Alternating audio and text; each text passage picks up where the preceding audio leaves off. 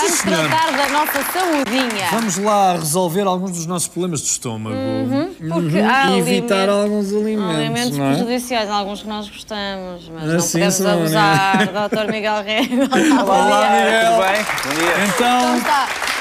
Hoje viemos... O que é Não que tens nós... nada. Não podemos olhar para este lado. Vamos começar já por aqui, porque vamos falar hoje de problemas de estômago. Vamos Sim. falar de cuidados alimentares quando temos alguns problemas de estômago e eles são extremamente frequentes entre a população portuguesa, não é?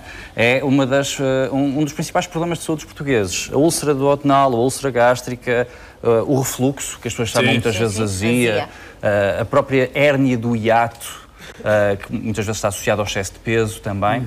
Tudo são circunstâncias que também estão associadas aos nossos hábitos alimentares. sim, também há alguns jogos de futebol, bem sabemos. Então aí é que é complicado. Problemas de Azia. azia, que é um disparate. Uma dupla azia, uma dupla azia, Muitas não é? vezes. Muito bem. Adiante, vamos lá. Acho que há aqui questões que são importantes. Nós temos aqui no nosso balcão alguns dos exemplos de alguns alimentos que nós temos que evitar.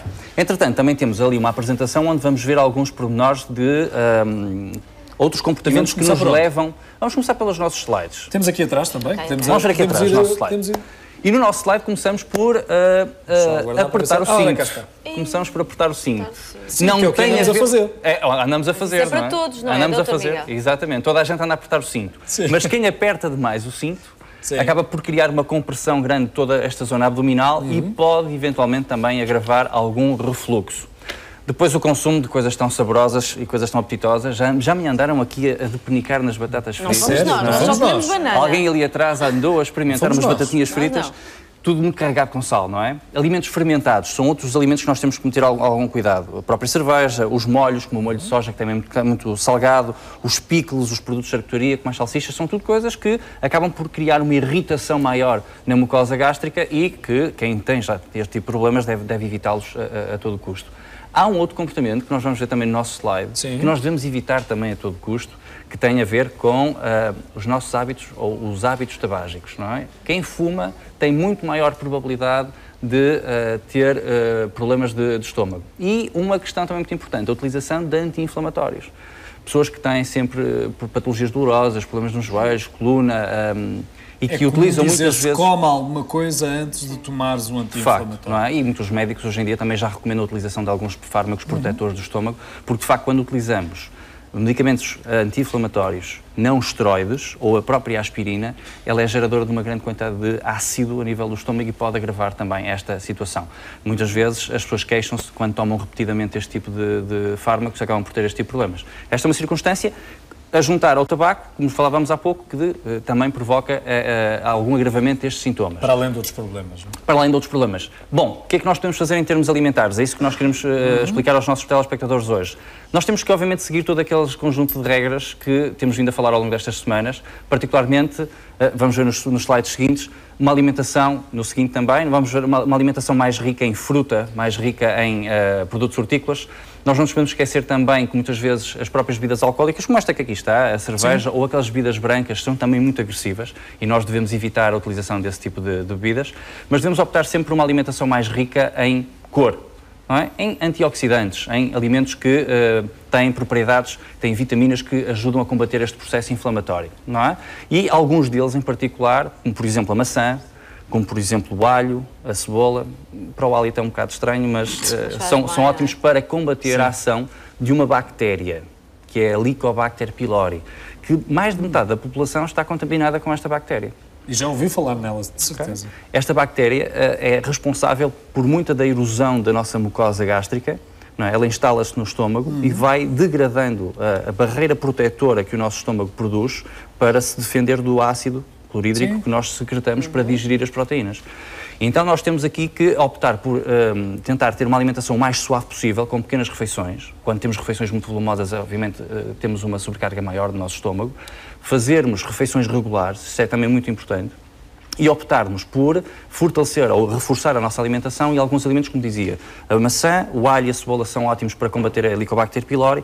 O próprio chá, o chá verde pode ter alguma capacidade protetora do nosso estômago, mas devemos evitar o café. Se não se gostar muito do hálito do alho, estou a lembrar particularmente do alho, a toma de cápsulas também é possível.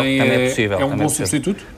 Também pode ser um bom substituto. De qualquer das formas, na própria culinária nós utilizarmos o alho fresco, nunca é sempre o mesmo, nós conseguimos obter todas essas propriedades de uma substância que se chama alicina, que tem propriedades antibacterianas e pode ser ótima para combater a progressão da própria Helicobacter pylori. Bom, e também podemos optar por reforçar a nossa alimentação em laticínios, mas laticínios com propriedades específicas, os lactobacilos, que são fundamentais para tentar combater também esta bactéria. Estamos a falar concretamente de que laticínios? Estamos a falar de iogurte, por exemplo, e eu hoje trouxe uma receita muito simples, já fizemos aqui, mas para reforçar esta questão, fazermos, por exemplo, um batido. Não é? Um batido com o iogurte, por exemplo, vamos fazer este batido com um bocadinho de iogurte. Foi o tal que eu provei, natural. Estava ótimo? Ótimo, então vá. Isso aqui é iogurte natural? É iogurte natural e este é reforçado em bífidos ativos, são bifidobactérias, que são ótimas também para regularizar o trânsito intestinal. Vamos usar a nossa banana, rica em potássio e que lhe confere sempre um sabor muito agradável. E só tiramos duas rodelinhas. Que eu não gosto de banana. Exatamente. E vamos fazer também a utilização de um conjunto de frutos que têm propriedades interessantes, como por exemplo os frutos vermelhos que aqui estão. Estes frutos vermelhos podem ser comprados congelados, não é? E estes frutos vermelhos, qual é a característica que têm? Nós temos aqui alguns deles que, por exemplo, nós temos o arando vermelho, nós temos as framboesas, nós temos os mirtilos, mas este arando vermelho, existe um conjunto de estudos muito interessantes que revela que tem substâncias que ajudam a que o estômago se defenda melhor destas bactérias, ou seja, elas não se conseguem agarrar. Estas bactérias têm tipo um ganchinho que prende à mucosa do estômago e o arando vermelho ajuda a repelir estas bactérias. Também é muito interessante, por exemplo, para quem tem frequentemente infecções urinárias. Existe um conjunto de evidências e de estudos a serem publicados que revelam algumas propriedades muito interessantes. O consumo mais frequente deste tipo de alimentos pode ajudar a evitar, por exemplo... silvestres, então, na massa exatamente. para darmos mais sugestão. Ligam também com a banana. Os frutos Ligam. E ficam sempre com uma cor muito bonita. Nós precisamos de cor na nossa alimentação, não é? Precisamos de reforçar o conteúdo em cor. Muito bem. Vamos ser generosos. Agora vamos pôr só um bocadinho de leite, para criar aqui um bocadinho, ficar com uma consistência um bocadinho mais líquida. Muito bem. E agora vamos misturar. Liquidificá-los. Vamos liquidificá-los, não é? São coisas sempre simples que nós podemos fazer em casa. Ele fica sempre com uma textura mais aveludada, fica sempre com uma textura suave. Nós não juntamos ainda açúcar, não é? Três copos. Ele está a ficar suave, macio, está rico em nutrientes.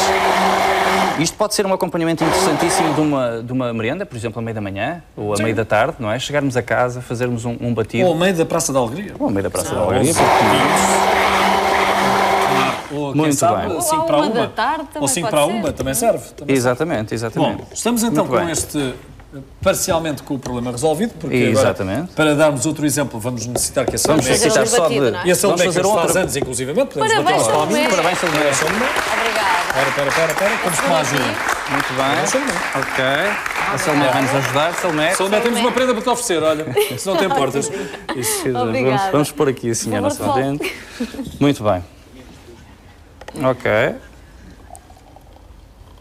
E a seguir tem outra sugestão de... E a seguir temos uma outra sugestão, não vamos fazer um batido, vamos fazer tipo um sumo, porque para aproveitar as propriedades também do sumo de maçã.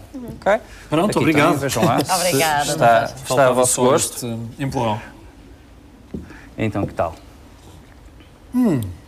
Talvez se usasse um bocadinho mais de banana, ficava um bocadinho mais suave. Mais um bocadinho mais doce também. Está mais ácido. Está um bocadinho mais ácido. Mas é bom. Sim? Eu gosto de bom na mesma.